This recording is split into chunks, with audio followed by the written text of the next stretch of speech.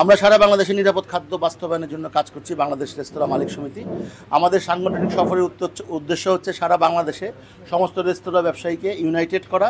আমরা কিভাবে সারা বাংলাদেশের মানুষকে নিরাপদ খাদ্য এবং একটা সুন্দর পরিবেশে রেস্তোরাঁ ব্যবসা করতে পারি সেটার জন্য নিরলসভাবে কাজ করে যাচ্ছি। অত্যন্ত বিনয়ের সাথে আপনাদেরকে আমরা থ্যাঙ্কস জানাচ্ছি, কংগ্রেচুলেট করছি। ধন্যবাদ আপনাদের। আচ্ছা, ইমরান হাসান সাহেব মহাসচিব যে কথাগুলো বললেন একদম এক্স্যাক্টলি কিছু কথা বলেছেন। আমরা যে খাবার ব্যবসা করি আমাদেরকে মানুষ মনে হয় যে এই যে পচা বাসি খাবার, নাক শিকটানো একটা ব্যাপার থাকে।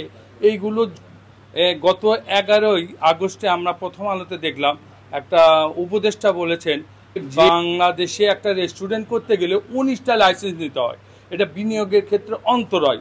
আমরা সরকারের যেই অবহেলা আছে আমাদের এই সেক্টর নিয়ে সেইটাখানে কাজ করার জন্য আমরা সবাইকে ইউনাইটেড করছি যাতে আমরা একটা মন্ত্রণালয়ের আন্ডারে কাজ করতে পারি। আমাদের এই 19টা-20টা জায়গায় প্রতি বছর দৌড়াদৌড়ি করে ব্যবসা করা খুব কঠিন। আমাদের বিরুদ্ধে কিছু কালো আইন করা হয়েছে, সেই কালো আইন বাতিল প্রক্রিয়ায় ছিল, এখনও বাতিল হয় নাই। সেই বাতিলের জন্য আমরা সারা বাংলাদেশ চষে বেড়াচ্ছি। আমরা সবাইকে নিয়ে অবিলম্বে সারা বাংলাদেশ থেকে রেস্তোরাঁ মালিকদেরকে নিয়ে ঢাকায় আমরা একটা কনভেনশন করে আমরা সরকারের কাছে আমাদের দাবিগুলো জানাবো। অর্গানাইজ হতে পারবো এটা আমাদের ইয়ে ছিল না, এবং আমরা আপনাদেরকে আরো বৃহত্তর পরিসরে চেয়েছিলাম যে একটা ভালো করে একটা সুন্দর পরিবেশে আপনাদেরকে 3%-এর জন্য ফাইট করছেন, আলহামদুলিল্লাহ আপনারা সফল হন। আর আপনি যে প্রথম হলো একসাথে নিচে আমরা কাজ করব। 18-19টা সংস্থার কাছে কাজ যায়, কোনো কাজে হয় না, আর কেউ আমাদেরকে সহযোগিতা তেমন করে না। এগুলো হলে আমরা সবাই সারা বাংলাদেশের যত ব্যবসায়ী আছে, রেস্তোরাঁ ব্যবসায়ী সবাই সমস্যা আছে, আমরা সমস্যার সমাধানের জন্যই কাজ করতেছি।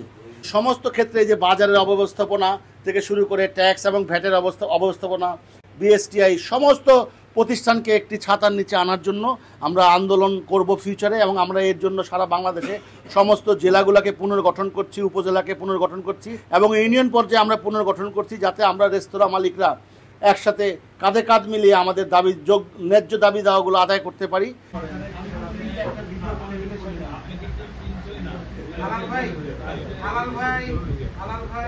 তার আগে আমার সভাপতি সাহেব একটা চিঠি দিয়েছেন আপনাকে, এটা কিন্তু ওনার একার নয়। কর্পোরেট কিছু প্রতিষ্ঠান আমাদের এই ব্যবসাগুলো, বেকারি তো অলরেডি দখল করেই নিয়েছে। আমি একজন বেকারিরও Bogura bread and biscuit factory সভাপতি। এখন আমাদের পণ্যগুলো আর মানুষ নিতে চাচ্ছে না, ওদের ওই কর্পোরেট যে মেশিনপত্রগুলো চলে আসে গ্রাস করতেছে। এই রেস্টুরেন্টও অনেক কর্পোরেট প্রতিষ্ঠানগুলো চলে আসতেছে, আমাদের প্রচুর পরিমাণ থেট। এগুলো আমাদের চাহিদা। সিঙ্গেল আমব্রেলা যেটা আপনি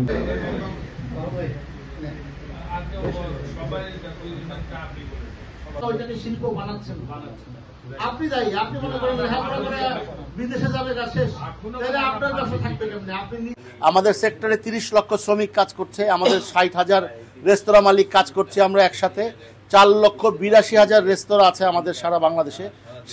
সেই বাংলাদেশে 4,82,000 রেস্তোরাঁর আমরা প্রতিনিধিত্ব করি।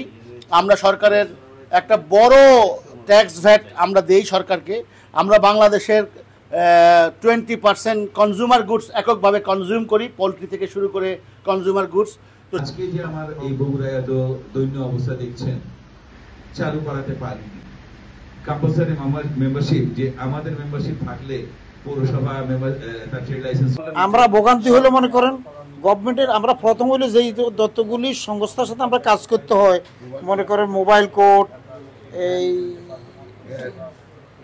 কাস্টম, ব্যাট, পৌরসভা, ওই বিভিন্ন মোবাইল কোড আছে, ডিসি অফিস, অর্থাৎ ফায়ার সার্ভিস, এই পরিবেশ আইন, এইগুলি সংস্থার কাছে আমরা যাই কাজ করার, আমাদের শেষ করার কোনো সুযোগ নাই। এবং এই পর্যন্ত প্রায় 86 সনে ডিসি লাইসেন্স হয়েছে।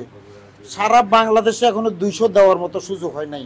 অর্থাৎ যেই কাগজপত্র চায় আমাদের কাছে আমরা কেউ দিতেও পারি না, আমাদের লাইসেন্সও হয় না। আমরা বছরের পর বছর ঘুরতেছি, কিন্তু আমাদের ঢাকা ডিসির সাথে আমরা কয়েক দফা মিটিং হয়েছে আমাদের, কিন্তু ফাইনাল খেলা হয় না বাগানে।